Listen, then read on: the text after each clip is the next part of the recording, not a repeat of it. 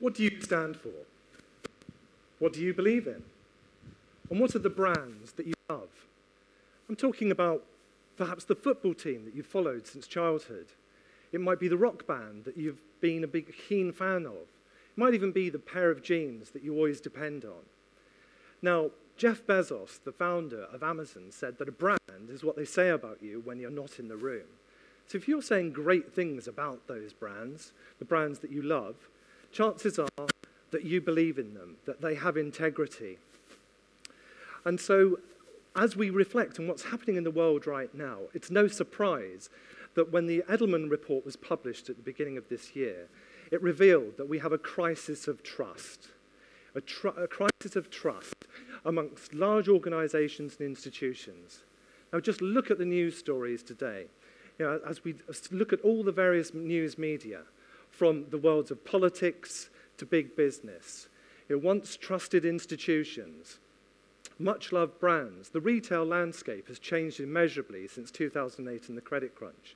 Even great figures from the world of sport have been taking shortcuts to victory. And behind it all is a crisis in trust. And we're losing that trust in brands. It's as if those individuals have lost a sense of purpose. Now, I fully understand that every organization needs to make a profit. Of course it does. But I believe that purpose can be something much stronger, much higher, a higher ideal, if you like, essentially a value. In fact, some of the greatest brands in the world are led by purpose, a strong sense of purpose. In the world of automobiles, we have Volvo, a brand driven by an ideal of safety. It's not just the safety of the users of those cars, the drivers, but it's also of other road users, cyclists with light reflective paints that have been developed to ensure their safety in the depths of a winter. We see the three-point safety harnesses in Volvo cars. That technology freely given away so that other automobile manufacturers can use it, driven by an ideal of safety. In the world of retail, we see the giant of the John Lewis partnership, founded over 100 years ago by John Speed and Lewis. You know, John Speed and Lewis had an ideal. For him, it was the happiness of employees, you know, the partners in that partnership. You know, they have a strapline. It's really a mantra, never knowingly undersold. And it's that knowledge that ensures that the employees, the partners in that organization, deliver some of the best experiences in the retail world. And it doesn't end there. Just look at brands like Apple. According to Interbrand, the world's most valuable brand. And at the very top, the Chief Design Officer, Sir Jonathan Ive, a British designer who's taken his career from a young designer all the way through that giant of a brand to the very top, you know, driven by an ideal of creativity. And it's his work that we see in everything from the iMac to the iPhone today. These are brands driven by a keen sense of purpose above and beyond just making a profit. And those purposes, if you like, really a giant value, can be ensured by a framework of values. And these values are really, really important to help the organization grow. But they're only going to work if they're led from the very top. The author and consultant Anne Rhodes says that leaders drive values. Values drive behaviors. Behaviors ultimately drive the culture, and it's the culture that delivers performance. So values need to be led with conviction from the very top of an organization. And we can see this with the British government laying out British values. British values are democracy, rule of law, individual liberty. They are mutual respect and tolerance of those of different faiths and beliefs. These values that are essential for the citizenship of the British and United Kingdom, for British citizens, are now taught at school. They're part of the school curriculum. So Generation Z, almost in what could be seen as a social experiment, are having these values woven through their school curriculum. And so these young people are now going out, growing up, and eventually we're going into the world of work, expecting the organizations that they work for, those institutions, to understand values and to practice values. So therefore, it makes sense that large organizations, institutions, employers should understand the essential importance of understanding their purpose and driving it through a framework of values. You may feel that you already have a values frame set, but are they fit for purpose? Patrick Lencioni, the author of the book The Advantage, describes 4 different groups of values. First group are core values. These are the values that you would protect, you would fight for, that you stand for. They essentially really determine the differentiator that set you apart from everybody else, not to be confused with permission to play values. Permission to play values are the values that really, well, if you're operating by the rules of the country, why shouldn't you be trustworthy? Why shouldn't you have integrity? These are values that you earn through practice. But so often I see businesses preaching that these are their main values, but they don't really fully differentiate you. We have 2 other groups of values that we can look to. Accidental values. Accidental values, they're the ones that somebody who is a stranger to your company will probably see straight away. I'm talking about, is everybody in the company the alumni of the same university? Is everybody part of the same social group? In fact, are you all part of the same demographic? And so that's not necessarily huge criticism, but it could be stifling. It might be static and prevent you to grow. And then the 4th group of values are aspirational values. Now, aspirational values allow you to reach further, to achieve the vision that the brand has. So they're an exciting group of values. These are the values that can allow you to make sure that you choose suppliers and companies to work with that share the same outlook as you, that allow you to stretch further. And so with these 4 different groups of values, we suddenly have a workable frame set in which we can evaluate our values and provide a pattern of growth. These values can then be used by HR communities to recruit, to evaluate the work that we do, to promote people. And we've seen with the brand of Apple how Jonathan Ive has made his way to the very top as Chief Design Officer. So he stands like a beacon. He's really a great example of what is expected of the employees at Apple. And so values can be really helpful in developing and growing the brand. In fact, they can make engagement. Now, what is engagement? Well, engagement is when you love your job, and you understand the part that you play in the success of that organization. The Engage for Success movement describes 4 drivers that are essential to engagement. And it begins with a strategic narrative. Now, that strategic narrative is the story of how you started the business and where you're going to. Is it inclusive? Is it exciting? Is it uplifting? Is it driving? Is it going to make you want to be a part of that? Now, the second driver is engaging managers. And that's a huge importance of line managers, not just the senior management team, but line managers who can take the ideals and the ambitions of the senior managers and put them into practice. They can watch their colleagues, and they can let them know when a job has been particularly well done. They can pat them on the back and say, I'm really proud to be working with you. And that can be a huge lift for everybody in an organization. A few words of encouragement are often worth more than a pay rise. And I mean that seriously, in that they lift us, we feel that we're a part of something, we're all part of a team. Now, the next important driver of engagement is employee voice.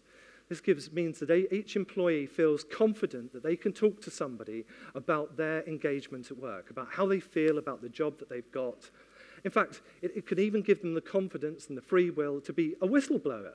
Often we need more people letting us know when things are going wrong.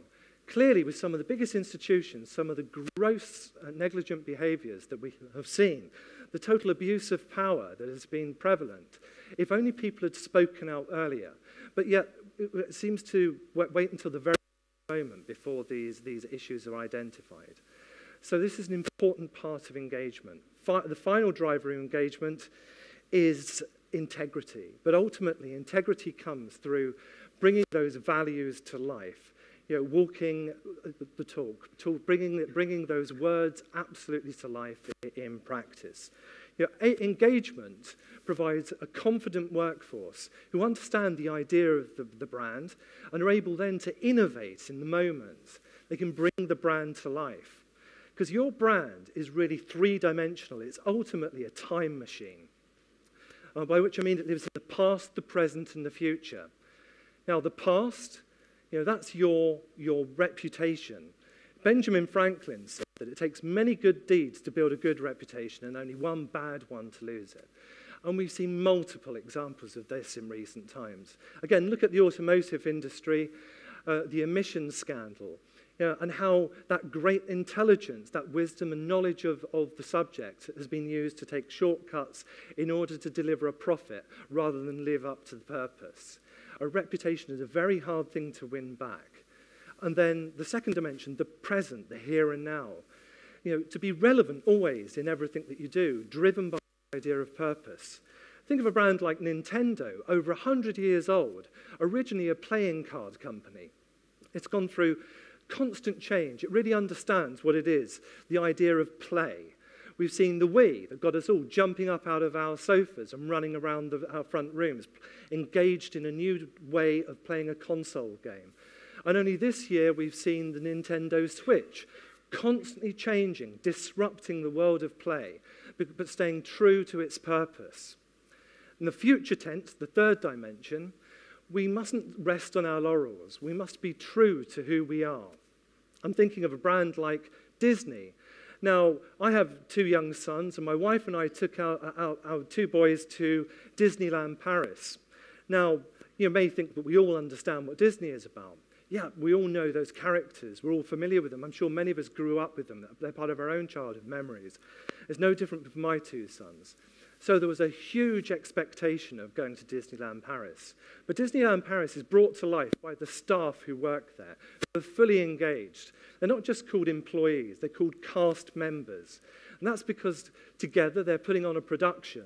They're making magical moments. It's magical moments that ultimately are the real purpose of Disney. Beginning with Walt Disney himself. And those cast members often ask themselves, what would Walt do? And it inspires them to bring magic to that moment. And for me, real innovation can happen through people interpreting a situation and adding to it. So when I took my two boys to Main Street at the end of a fun-packed day, and we watched the parade of the main characters make their way towards us, my wife and I noticed a couple with a severely disabled son in a wheelchair. We were, I saw them and I reflected upon how much more of a challenge it was for them to be there today. I often grumble about how long it takes to get my two sons out the front door. Much harder for this couple. But in a blink of an eye, some of those characters from that Main Street parade peeled off and danced with them. And to see their eyes light up and their son look so excited, then I really understood what a magical moment was. And the halo of that spread further. It was something that I shared, my wife shared, and I remember it vividly today. And this is what I mean by real innovation, dynamic innovation, driven at grassroots by staff and employees who feel liberated by a framework of values, that they don't have to constantly ask their line manager, is it okay if I do this? They can automatically bring the brand to life. And so that the individual ultimately can innovate in the moment, creating new levels of touch point. We often talk about touch points, but touch points, they're the minutiae of an experience. You may say, ultimately, we've got this purpose, like a magical moment. But a magical moment could be made up of lots of individual details. And we need to be brave enough to break down and deconstruct our brand experience. And then, backed by the code of values, ask ourselves, is the brand fully coming to life through this? And does everybody in the organization understand the role that they play and that is determined in bringing this brand to life? Now, if we look at engagement and ultimately the touch point journey, it begins with an awareness. And there are multiple messages that may be shared in how we broadcast ideas about our brands that attract people and pull people in before they engage.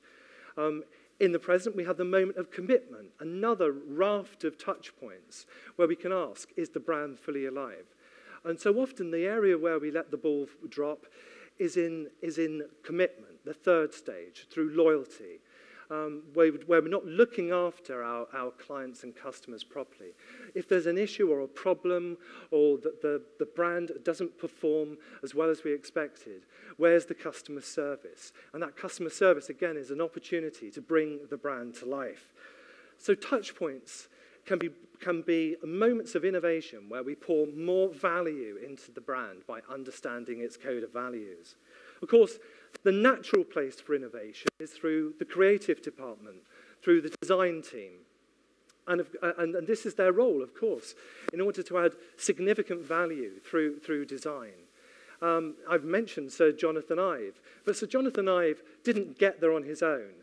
You know, all of us can draw inspiration from other professionals around us. They don't even have to work with the same companies as us. So Jonathan Ive drew inspiration from Dieter Rams. Dieter Rams is the German industrial designer, famous for his work with the consumer electronics brand Braun. Now, Dieter Rams developed a conscience about the work that he was doing. He was concerned that ultimately he might be adding to the waste mountains of the world by churning out more and more product. So he wrote himself 10 principles of good design. Now, these principles essentially are values. And these values instructed him in the work that he did. And if it didn't match up to those levels, then it wasn't going to be good enough. And so Jonathan Ive really chose a spiritual mentor that could help him do the best imaginable. And that's celebrated in the huge success of Apple today. It doesn't begin and end there, of course. IBM, perhaps filing more patents than any other company, constantly innovating, was driven by the passion of one man, Thomas Watson. Today, his name lives on in the supercomputer Watson, which is calculating the imponderables, the ultimate data science machine. But Watson had an idea, and that was simple. It was think. He asked all his employees to think first. And of course, we've seen that through Apple today. It's been emulated in the notion of think different. But Watson expected nothing less of his employees. And they worked with some of the most creative teams imaginable. Eero Saarinen, the architect, the design team, Charles and Ray Eames, even their corporate identity, their logo was designed by Paul Rand, one of the greatest graphic designers of all time. It's unimaginable that IBM would ever change their corporate identity. It's a beautiful piece of design work. And so they've invested in design consistently. So we can see how design can make a huge difference for your brands. Now, ultimately, it comes down to culture. I'm sure we've all heard the saying that culture eats strategy for breakfast. So the best strategy for innovation has got to be, surely, to get your culture on side. And that means everybody, from HR, internal comms, marketing, right across the board, every discipline, working together, understanding the values framework in order to create more meaningful moments and greater levels of engagement, a better experience for all. And I'll leave you with the words of the American poet and civil rights campaigner, Maya Angelou, who said, at the end of the day, they'll forget what you said, they'll forget what you did, but they'll never forget how you made them feel. Thank you very much.